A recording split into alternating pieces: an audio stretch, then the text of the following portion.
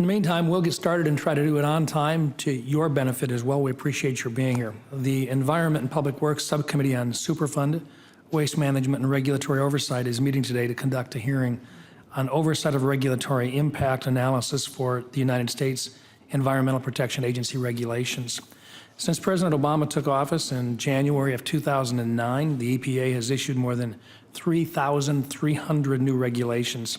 These regulations impact every U.S. citizen and every U.S. industry, from agriculture to domestic manufacturing and energy production, industries that provide jobs for millions of Americans. Unfortunately, it is those same Americans who shoulder the burden of these broad, overreaching EPA regulations.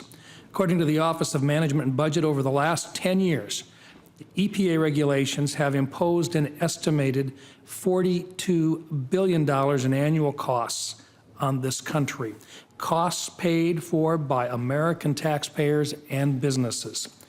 In this Congress, the Environment and Public Works Committee has taken a pointed look at the various regulations being promulgated by the EPA, such as WOTUS and the Clean Power Plan. Further, this subcommittee has specifically looked at the science used by the EPA in their rulemaking process and the impact that lawsuits have on the regulatory process.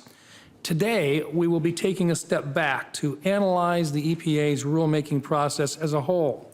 Our witnesses today will testify to the systematic issues and concerns they are continually seeing in the EPA's regulatory process. The EPA routinely fails to fully monetize the costs versus the benefits of their regulations, imposes unfunded mandates onto state and local governments, ignores the impacts of regulations on small businesses, and over-relies on ancillary benefits to justify their regulations. The EPA is required to conduct regulatory impact analysis, commonly known as RIAs, of their regulations to provide both the public and the agencies with accurate information on the costs and benefits of the proposed regulations. However, a July of 2014 report by the Independent Government Accountability Office, the GAO, found the EPA failed to conduct a clear, thorough, and accurate analysis of the cost and benefits of or alternatives to major regulatory actions.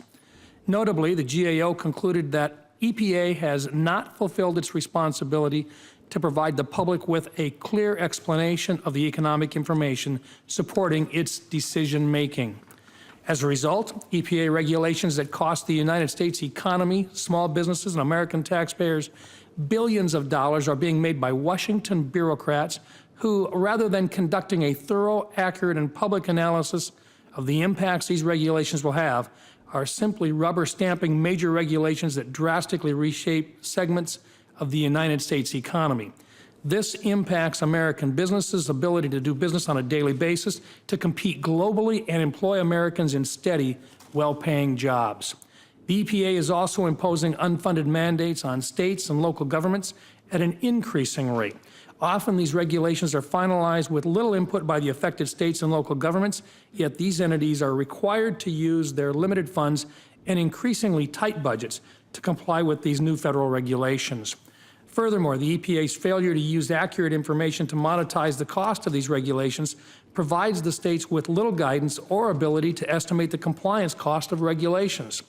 In October, in its last decision of the term, the Supreme Court ruled in Michigan versus EPA that the United States Environmental Protection Agency unreasonably failed to consider costs when deciding to regulate mercury emissions from power plants.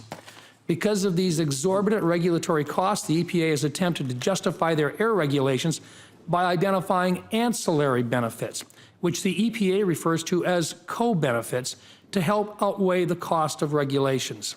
These co-benefits allow the administration to claim a dramatic increase in the net benefits of the EPA regulations, regardless of the cost of the regulation. Everybody desires clean air and clean water, but we have to ask whether there is a better way to achieve it without imposing burdensome regulations in which the costs outweigh the benefits. Due to the EPA's failure to clearly and accurately quantify the costs and benefits of regulations, agencies are unable to make well-informed decisions. Even more troubling, the public, American business, and state and local governments are prevented from understanding the real impact of the regulation and meaningfully participate in the rulemaking process. I'd like to thank our witnesses for being with us today, and I look forward to hearing their testimony.